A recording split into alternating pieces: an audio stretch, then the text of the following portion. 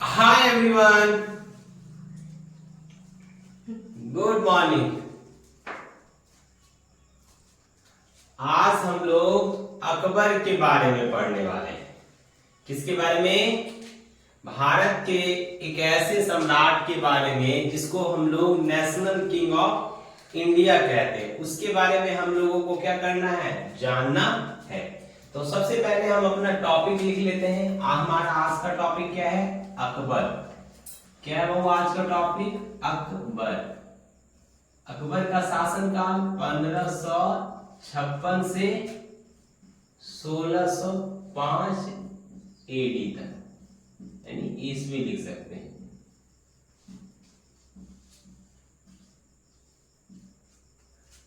अकबर ने भारत में कब से कब तक शासन किया? 1556 से 1605 ईस्वी तक। मैंने आप लोगों को जब हुमायूं पढ़ाया था तो मैंने वहां पे आप लोगों को बताया था कि अकबर का जन्म कहाँ हुआ था? अकबर का जन्म अमरकोट में हुआ था। कहां पर? जिस समय हुमायूं कहां थे? निर्वासन की जिंदगी व्यतीत कर रहे थे, उसी समय अकबर का जन्म कहां हुआ?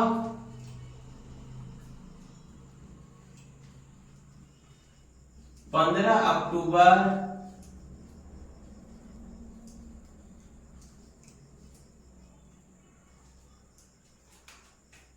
1542 को अमरकोट में।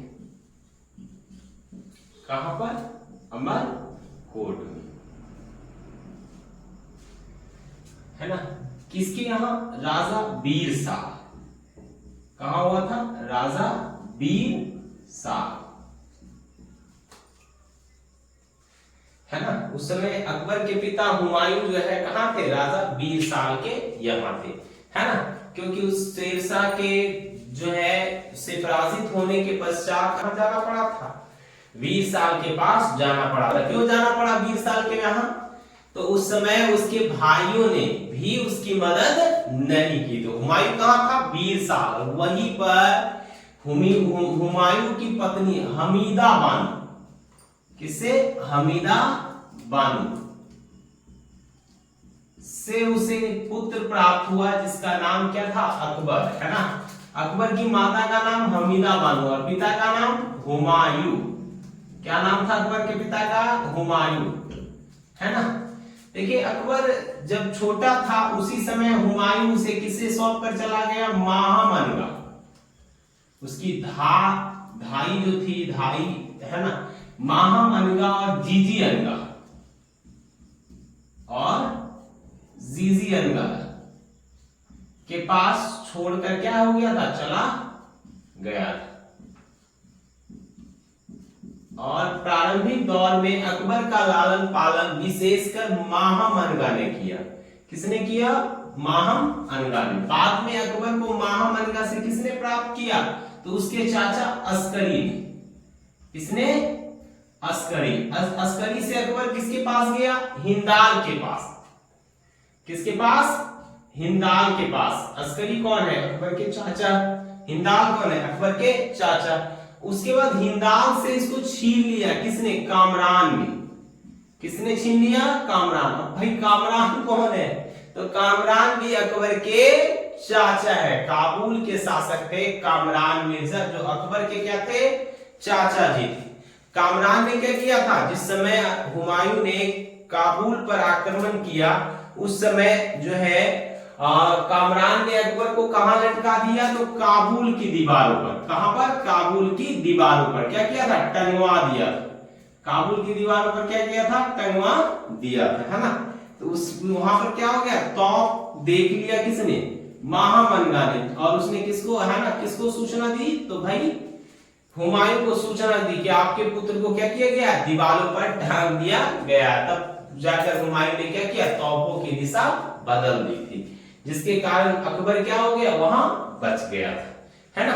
देखिए, उसके बाद मात्र जो है उसके जो हुमायूं गद्दी पर बैठा तो 1556 में शुरू के दौर में जो सॉरी हुमायूं जब गद्दी पर बैठा 1555 में, तो इसके लिए उसे दो महत्वपूर्ण युद्ध लड़ना पड़ा था। एक था मच्छीवाड़ा का युद्ध। कहां का युद्ध? मच्छीवाड़ा। मच्छीवाड़ा का युद्ध। और दूसरा कौन सा युद्ध था? सरहिंद का। दूसरा कौन सा हो? सरहिंद का युद्ध। इन दोनों युद्धों को जीतने में अकबर ने क्या किया था? अपने पिता की महत्वपूर्ण भूमिका निभाई थी, यानी बहुत बड़ा रोल प्ले किया था अकबर ने उनके अपने पिता को इन युद्धों में जिताने के बाद, है ना। मच्छीवाड़ा का युद्ध जीतने के बाद ही अकबर को जो है हुमायूं ने कहां का सूबेदार बना दिया? पंजाब का। कहां का सूबा दे दिया? वो पंजाब का सूबा प्रदान किया, उसे वहां का क्या बना दिया? सूबेदार बना दिया। ये याद रखिएगा, है ना। कहां का सूबेदार बना दिया? पंजाब का सूबेदार बना दिया। ये बहुत सारे एग्जामिनेशन में पूछा भी जाता है। और कौन से युद्ध के पश्चात? मच्छीवाड़ा। मच्छीवाड़ा एक जगह है, वो वहीं पे एक युद्ध लड़ा गया था जिसमें अकबर ने महत्वपूर्ण भूमिका निभाई थी। उस समय अकबर मात्र 12 वर्ष का था। कितने वर्ष का? 12 वर्ष का। पहला युद्ध जो है उसने अपने पिता के संरक्षण में जीता। तो उसके बाद क्या हुआ? 1556 में अकबर के पिता हुमायूं की क्या हो गई? मृत्यु हो गई। हुमायूं की क्या हो गई? मृत्यु। हुमायूं की क्या हो गई? मृत्यु। हुमायूं की जिस समय मृत्यु हुई ना, उस समय अकबर लाहौर में था। कहां था? लाहौर में। कहां था? लाहौर में। अब राज्य में इसकी खबर फैलने से क्या होता? विद्रोही तत्काल दिल्ली पर आक्रमण कर सकते थे और दिल्ली को जीत सकते थे। इसलिए जो अकबर के सबसे प्रिय व्यक्ति थे, सॉरी हुमायूं के जो सबसे प्रिय व्यक्ति थे, बैरम खां। कौन? बैरम खां, जिसे अपनी मृत्यु के समय जो है हुमायूं ने कहा था कि तुम मेरे पुत्र की क्या करना? रक्षा करना। इस बैरम खां ने क्या किया? वो तुरंत गया कहा? तो अकबर को लाने। अकबर को कहा गया? लाने के लिए। और अकबर को ला ही रहा था कि उसे पता चला कि जो है आदिल शाह ने क्या किया है? दिल्ली पर आक्रमण करने का मतलब की योजना बनाई है। इसलिए उसने गुरदासपुर में एक काला नूर नाम का जगह है, गुरदासपुर, यहाँ एक जगह है काला नूर। क्या नाम है वो? काला नूर। इसी जगह में क्या किया? अकबर का राज्याभिषेक कर दिया। क्या कर दिया? अकबर का राज्याभिषेक कर दिया।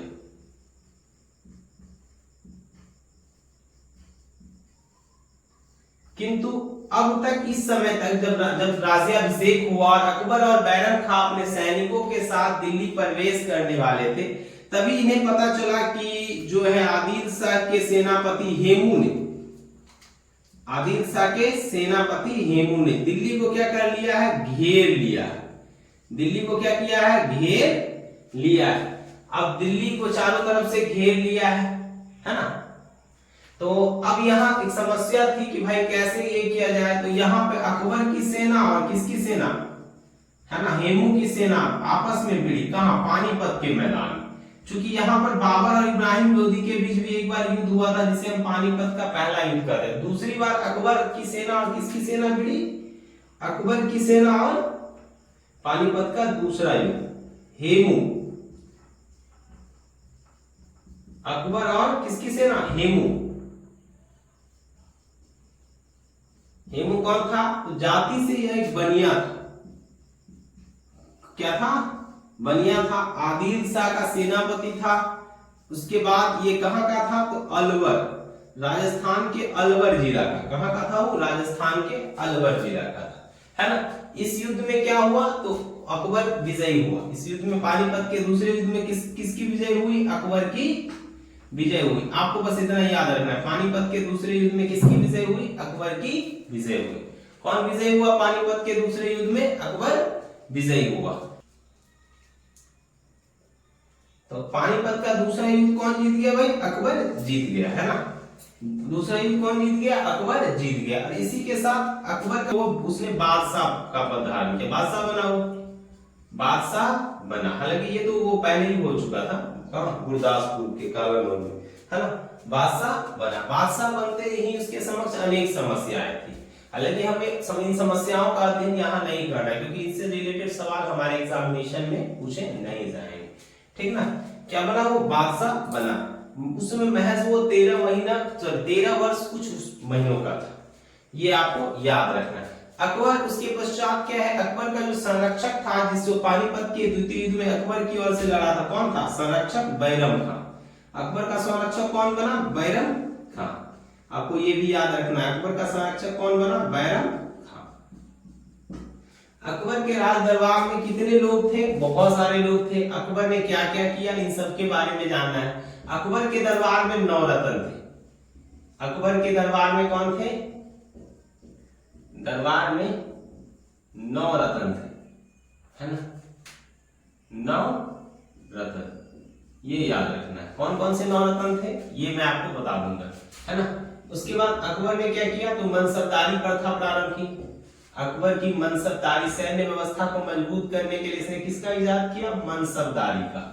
ये भी आपको क्या रखना है, याद रखना है, ठीक। इसके तहत मनसबदारों को जो है उचित वेतन दिया जाता था, जिसके प्रावधानानुसार वो क्या करते थे, अपनी यहाँ एक सेना की टुकड़ी रखते थे, है ना। सेना की टुकड़ी के आधार पर ही क्या किया जाता था, मनसब प्रदान किया जाता था। अकबर की तीसरी विशेषता थी उसकी सुलह-ए-कुल की नीति। उसकी सुलह-ए-कुल की नीति, सुलह-ए-कुल की नीति, ये इंपॉर्टेंट है क्योंकि इसी नीति के तहत उसने क्या किया, हिंदुओं को मंदिर बनाने के लिए जमीन दिया, सिखों को राज्याश्रय दिया और बहुत सारे कार्य किए उसने, है ना। अब उसने अपनी सुलह-ए-कुल की नीति के आधार पर ही क्या किया था, 1563 में तीर्थ यात्रा कर समाप्त कर दिया। 1564 में उसने क्या किया, जजिया कर समाप्त किया और बहुत सारे काम किए, जैसे दीन-ए इलाही की स्थापना, इबादत खाना का निर्माण, ये सारे क्या थे, अकबर के महत्वपूर्ण कार्य थे, ये याद रखिएगा, ठीक ना। अकबर की सुलह-ए-कुल की नीति, मनसबदारी, अकबर के दरबार के 9 रत्न, ये क्या है, उनकी विशेषताएं है, ठीक ना। अब देखिए अकबर एक चीज था, अकबर का विद्रोह हुआ किसके साथ, अकबर का संघर्ष उसके पुत्र सलीम के साथ, संघर्ष सलीम से, किससे, सलीम। जहांगीर को जानते होंगे आप, नाम सुने होंगे, बाद में यही सलीम क्या हुआ, जहांगीर बना। अकबर के 2 और पुत्र थे जिसकी मृत्यु शराब पीने और दुर्घटना के कारण क्या हो गई थी, ज्यादा शराब पीने के कारण उसके 2 पुत्रों की मृत्यु हो गई थी, एक ही पुत्र बचा जिसका नाम क्या था, सलीम था, ठीक ना, ये याद रखिए।